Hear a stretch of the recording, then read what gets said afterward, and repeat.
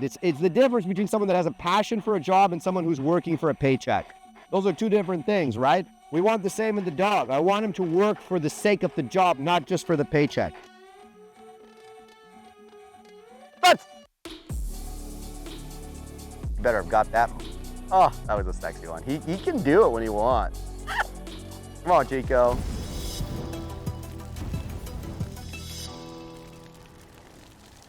All right, guys, so we're going to the GSSDC Nationals in Vancouver. Well, I should say close to Vancouver at the end of August. So I am preparing my two dogs. I will be competing with Gage and I will be competing with Chico. So I am preparing both my dogs for this competition. So it is a full court press right now. A lot of work on the track, a lot of work in obedience, a lot of work in protection to just get my dogs to the peak level that I need them to be at in order for them to hopefully take home this championship. And hopefully I have two dogs on the podium again. That would be fantastic. And that is the goal. I'm going to be starting with Gage today. I'm going to be training. Also, just a quick little thing that you guys might or might not like. Well, I'm sure you'll like it, actually. My videographer, Dan, is going to be coming with me to this championship. So we're going to be spending a week in Vancouver. You guys are going to get access to all the behind-the-scenes stuff that I'm doing while we're at the championship. You guys are going to get access, obviously, to see what the championship is like from a handler's perspective. Also, obviously, I'm training two dogs, so that'll be a little bit different. I don't just have one dog to worry about. I have two dogs to worry about. We're going to be staying in White Rock, and it's going to be a great time. So you guys are going to get access to all of that, and I'm going to be able to show you guys all that stuff. So that's going to be a bit of an awesome thing that I'm going to be able to do this time. Usually I'm always the one holding the camera. I can't do it the same way Dan can do it, obviously. So it'll be good to have him along and really get you guys that quality footage down. And we're also going to have that quality footage, obviously, of the competition itself. So it's going to be a good time. See you guys there. I've already made a plan of what I'm going to be working on with my buddy Gage here. It's a very hot day. I'm building endurance. I'm building his gas tank out here in the heat so that when I get there, if it's hot, I don't have any problems. As engaged, checking in, IGP30 Media. Goose. Goose. That's a little problem that I actually have to remember to fix.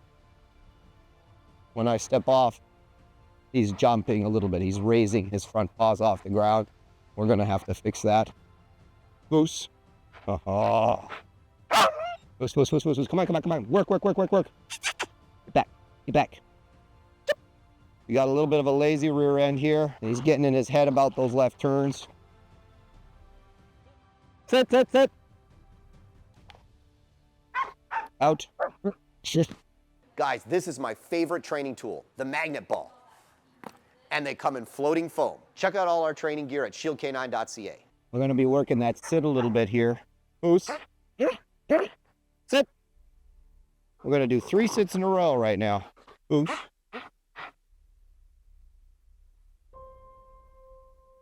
Sit. Sit. So we have like an initial nice stop, and this has been Gage's kryptonite. His entire training life basically is that slow sit, and I've done a lot of different things. You know, people are like, oh, just try this. Like, bro, I tried that. Some dogs have a really nice, natural, like good body movement in that area. He just has never been like a really good mover on the rear end. Like he's just always been a bit slow on that sit. It's been something that's plagued him his entire career. It's a point. Should I make too much of a deal out of it? I don't think so. He always sits faster from an active behavior than from like healing. Like if he's barking, he will always sit out a little bit better and faster. Yeah, you're fine, man. Sit. Get. Is a nice down, so we'll just reward that right away. Yeah. Good boy. Time to reward that. That one was nice. Nothing worse than when he comes in a little crooked on the front, because he can make a nice straight front if he wants to. Yeah. Good. Yeah. Good. Yeah. I'm just reinforcing what a straight front is. Stay.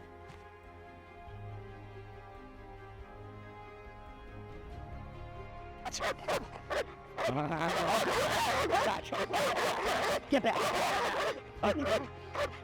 Yeah. A little too much power. He really hates it when I push him off of me. What's... Oh, man. Stay.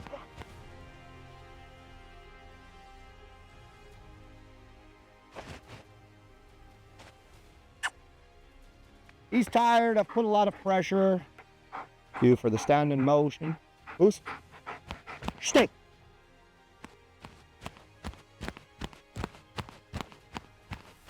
Yeah. Ah, yeah. What?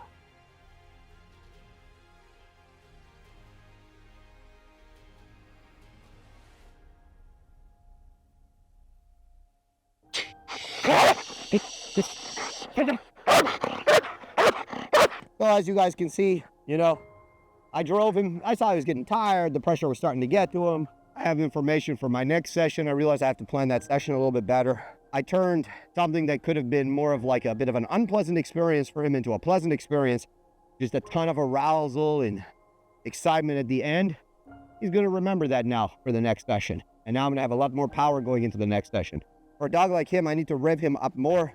For dogs like Chico, I need to bring him down. Hey guys, sorry to interrupt the video, but I just wanted to take a quick second to mention some of the awesome online training courses that we have available at shieldk9online.com. Whether you have a new puppy, a behavior problem, or you just want a really well-trained off-leash dog, check out our Shield K9 online course portal today. All right guys, so I'm here with Mr. Chico now. It's time to get started with him. The game plan for him is a little different. The foundation on this dog is different. I know I could trial Gage realistically tomorrow, and we'll get through the whole trial. Right now, what I'm doing with Gage is I'm just tweaking performance. With Chico, I know I'll probably get through obedience and tracking, protection. It's still a little dicey. I'm not sure if I have the control I need yet for it to be reliable. Like Gage is Mr. Reliable. The only question is how good the routine will be. Probably even get through it right now with no mistakes. You know what I mean? But Chico is still, we're still trying to bring that level of reliability. We're still trying to create a baseline with Chico. And by baseline, I mean, this is pretty much the standard performance for him. Like for me, for instance, with Gage, his baseline is high 80s, low 90s, protection and obedience. If I really refine things and make it super good, I can get low to mid 90s in obedience and protection. And then his tracking baseline is usually, again, around like low 90s. And again, if I really push it, I can get him up to the mid 90s. With Chico, we don't really have a baseline yet. Just because, again, I haven't had him the years that I've had Gage. So I'm trying to keep him here, and he's trying to still be a little bit all over the place. And that's what you're gonna see a lot of my training with him is he's so extremely driven. His drive is so extreme, like significantly more than Gage's. Even though to the uneducated eye, they might appear to be similar, if not even Gage a little more. This dog has way more drive. You see with him more, it's more me controlling the drive, controlling the dog, and trying to establish a baseline with him. So I'm gonna let him be active here. Good. Boost. You can see there, he loves being active, Foos. Good boy. Hasn't Chico checking in, IGP3 obedient. And the activity with a dog like Mr. Chico is necessary. I don't care how driven the dog is.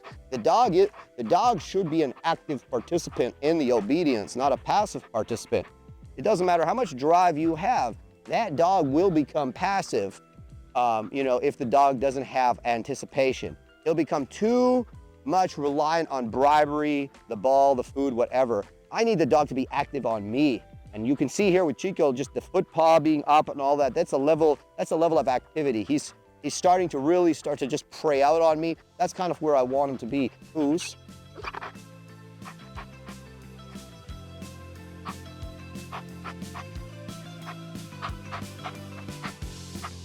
Nice, man. Good job, buddy.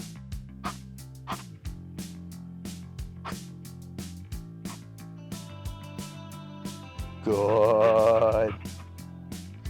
Boost.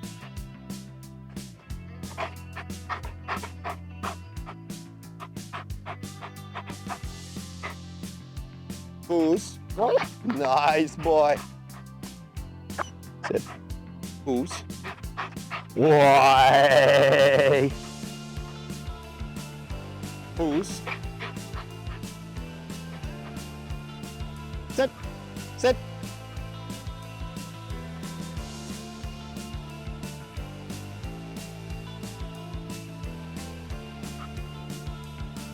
And leaning forward a bit. Boost. Boost.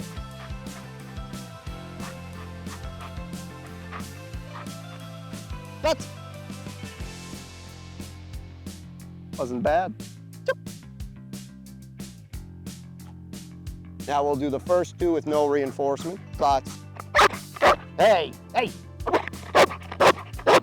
Boost. I think he thought I dropped the ball. Getting tired now. He ain't used to this heat. It's about 32 degrees. Sit. About 32 degrees. Sit. Boost. Sit.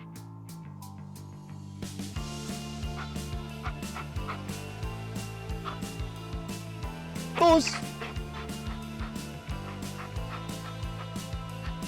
Boost. Let's.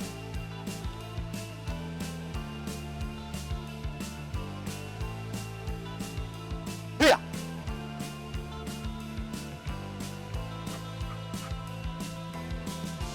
Boost. Good job.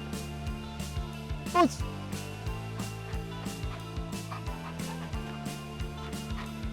Stay. I got about an extra step there in the sand. It's better than it was, but we need to improve that a little bit. Oops.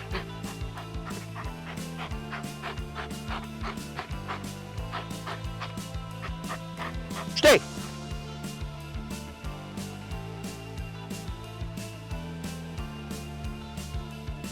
Yeah.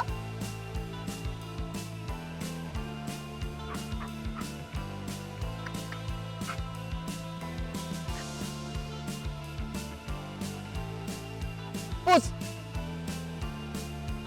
Nice. Right.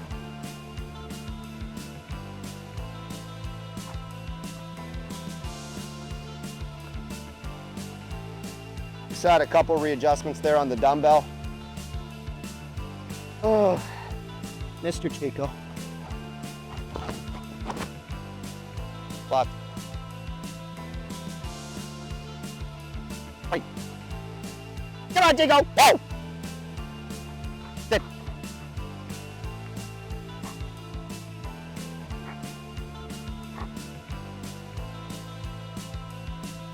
Ready?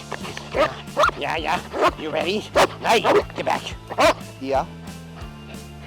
Yeah. Sit. Boost. Boost.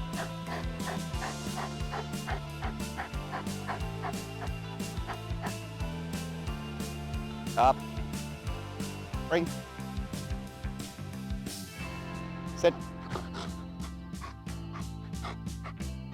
That was actually not bad. Yeah, you ready? Yeah. You can see he's really tired now, right? Yeah. And I'm teaching him now. I don't care how tired you are, man. Bring that shit. Bring it. Yeah. Good boy. The key to bringing more power in the obedience, I'm not gonna do this wall because it's usually pretty damn good. The key to bringing more power in the obedience is activity. The more active the dog is on the handler, the more power you will have, the more gas tank you have, the more the dog is willing to do. Work through exhaustion, work through pain, work through stress, whatever it is, because he's in a high state of arousal. He's truly enjoying himself. He's not just bribed. It's the difference between someone that has a passion for a job and someone who's working for a paycheck. Those are two different things, right? And we all as human beings understand that. We want the same in the dog. I want him to work for the sake of the job, not just for the paycheck. Go.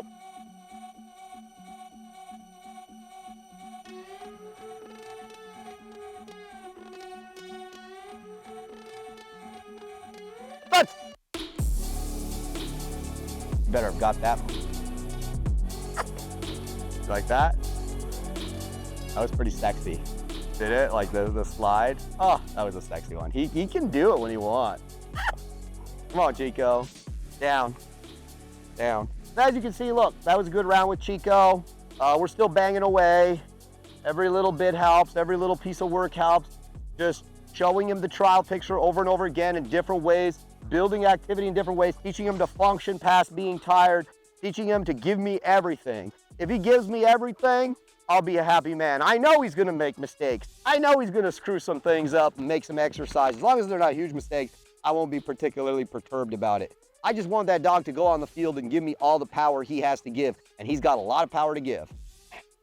See, now he knows. He's like, oh, we're gonna give it everything we've got here. Woo, I always get dirty training Chico. Woo! There you go. He's got to get his round of applause at the end of every training. Anyways, guys, like I said, you know, there's a rhyme and a reason to just about everything we do. Sometimes, you know, I'll go out on the field and I'll have a plan and the plan won't go the way I wanted it to. Or I'll catch myself training without a plan. And that's my biggest pet peeve.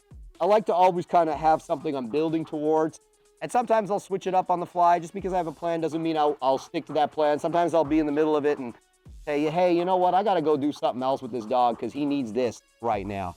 But right now with Chico, I'm just going to keep showing him the entire routine in different ways and getting him super comfortable working through that routine with variable levels of reinforcement. And again, my goal is to go on that field and put on a show. I want to put on a show in obedience. I want to put on a show in protection. And hopefully a good show, not a bad show. So that's the goal.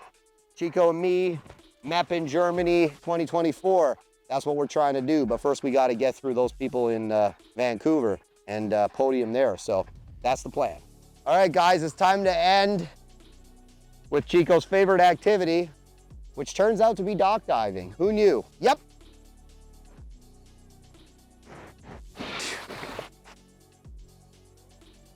I don't know if he'll ever learn how to swim properly, but he makes it work. Yep. Ooh, I think that's his best jump yet. If you guys are interested in booking some dock diving, you can check out the website shieldcanine.ca or dockdivingtoronto.ca. You could just book online. The dogs love it, especially on a long, hot day.